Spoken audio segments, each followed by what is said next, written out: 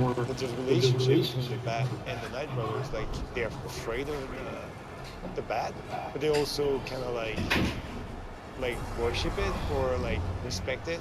Yeah, he's like the alpha of the planet, I Yeah, guess, right? kind of. And as that creature of Black Lagoon. Yeah. Yeah, his face is pretty gnarly. Now he has eyes. I feel guilty, like stabbing him and stuff. Now, like, oh man. Like I was fine when it was just like a box. I know. And now I'm like, now you feel oh, kinda dude, bad. we're bros though. We've been through so much together, but I have to defeat you.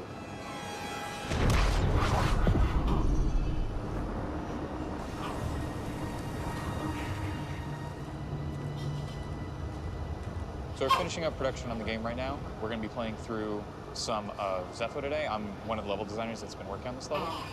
We're like not too far out from locking the game so that basically all hands are off except bug fixing. So all the last design work and especially all the last art is getting in right now. Oh yeah. What are these? I think they're called skunkuses. I love these things. They're called poppers, at least internally. And they're just little guys that if you walk into them, oh my God, I'm gonna have to be very careful. I'm not walking into any more of them. I don't have enough health for that. But the skunkuses are little environmental obstacles that the player needs to avoid walking into, which can make normal platforming challenges more interesting. For example, right here, just having to walk around and jump through an area that otherwise would be pretty simple for the player to navigate, but requires them to use a little more thought to make sure that they don't actually get damaged. And here, going on this slide, having to make sure to avoid them while sliding down. When we get the level from level artists, we generally already have some placeholders for where the enemy gonna be. The ones in the slide and the ones in the jump, they've been there for so long. A couple weeks ago, the art finally went in for the actual skungus, so it was nice to finally see them after three years. The old design version of them was just like a little spear with two little, like, two eyeballs that were just white and black, big eyeballs. They were hilarious. A lot of the rooms have like the wind-blown patterns all over the walls, just to kind of show the wind that has been happening in here for who knows how long. But this helps like tie all the architecture together and give like a unique look. Shows like it's a really small area where it's not a very long gameplay, but for game development, it actually take years and many revisions to get to here. I think we probably have to tune down the lighting a little bit more. And I think the floating illuminations will probably we also have have an asset for them. Oh yeah, probably. This is on my list. I'm gonna make it. My specific work here more entails collectibles like scans and echoes. The echoes are a little bit more mysterious, so we're trying to make them have more of an emotional impact. Getting a strange feeling from this one. Ancient Zepho gathered here. I wonder why. So now we're kind of happening upon the other side of this mountain, and then we're kind of revealing this crashed Venator, which is a ship that you can see, you will have seen from the landing pad. And it's kind of one of those like gaming cliches that like if you can see it, you can actually go there. But in this case, you can get up close. If you're an exploring player, you can actually go in later. Well, it's one of my favorite parts of Zepho. Just this fight arena around it, the open space, the Martin design seems really, really cool. So we've got a small ecology system, and so you'll see as you kind of play through the game, you'll have like multi-faction fights. All these creatures have relationships to one another, so that Skaz is like a prey of this brute, but then you're the bigger threat, so he's going after you right now. Okay, so now Cal is heading towards Kashyyyk. He's kind of got this hint about this Wookiee named Tarful, and that's kind of the next breadcrumb on his journey.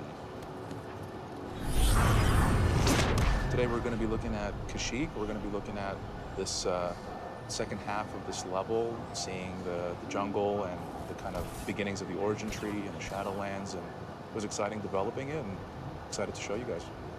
So this was actually a good opportunity for us to show this juxtaposition again of this kind of built Imperial environment with this refinery and the more natural landscape of Kashyyyk that they're just dicing up with all their cutters and exploiting for all its resources.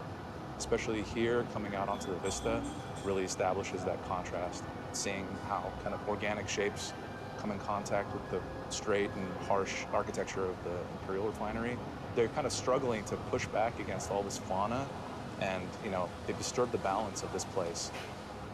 The origin tree is a unique foundation for Kashyyyk. You haven't seen it before, because you're used to seeing the more beach areas, all this stuff. This is kind of a different side of the planet where the origin trees reigns supreme. Its roots stretch across the entire vista, and you feel its impact everywhere. So it's definitely a landmark. You know where to go to. Yeah, and I think especially selling this idea of this source kind of mother tree and all these roots extending into this jungle, showing how that's being severed. If you follow the root system, you'll see how it comes right into contact and is being destroyed by the Empire there. This is the entrance to the Shadowlands, so it's a little bit intimidating, but I mean, you're a Jedi, so nothing really stands in your way. Right. This is the first area that you go through. It's like the interior of one of the roots. Yeah, it was definitely challenging trying to figure out, like, what does the inside of a tree look like? Mainly looked and referenced like sandstone cliffs. A little bit of kind of the inside of bones, too. Yeah. The Night Sister has been hunting the player throughout Shadowlands, and as you reach the top of the Shadowlands roots, she chases the player down back to the front of the origin tree. So basically, you're sliding down sort of a mud canal through these Shadowlands roots with the Tie Reaper coming after you. I'll never forget when you first debuted this section of Sploss. A little bit terrified, but I was scared. Yeah, we were scared, yeah.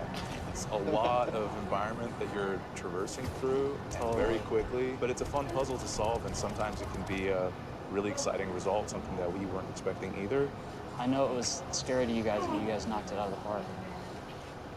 Since we just got double jump, I wanted to have sort of a really fun wall run chain sequence. It's funny, the art that Ryan made for the wall run, he called it the Septemple wall run art. Yeah. It was a model name. It has to be one of our longest wall runs in our game, huh? Yeah, probably. Yeah. We'll make that claim, right? Yeah, that's right. Double jump makes it a little bit more forgiving, right? Because previously we learned double jump right here. And then we decided to bring it down sooner, so now you have the experience of double jumping all over this tree, which I thought was a really good idea. Great. On Bloss's part.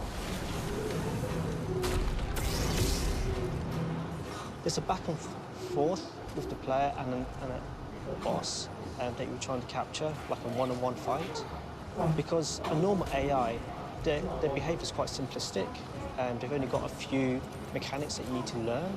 But with boss, you can't have that over a long fight. So with bosses, they have to evolve and change as the fight progresses to give the players more things to learn and more things to try to fight against. They need to have an answer for everything that they can do, whereas many standard AIs just have a simple, I'm just going to go on the offense with what I know, rather than I'm going to respond to what the player is doing to me. So when making bosses, she has this whole array of combat moves, and I need to make sure that there's the small openings that the player can take advantage of. It's not too big or too small, but just enough just to test the player.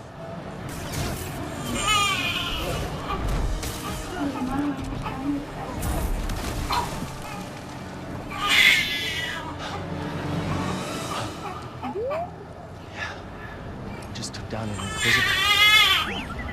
This was the tour of Kashyyyk. There's more planets to explore, and continue our adventure in Star Wars Jedi Fallen Order.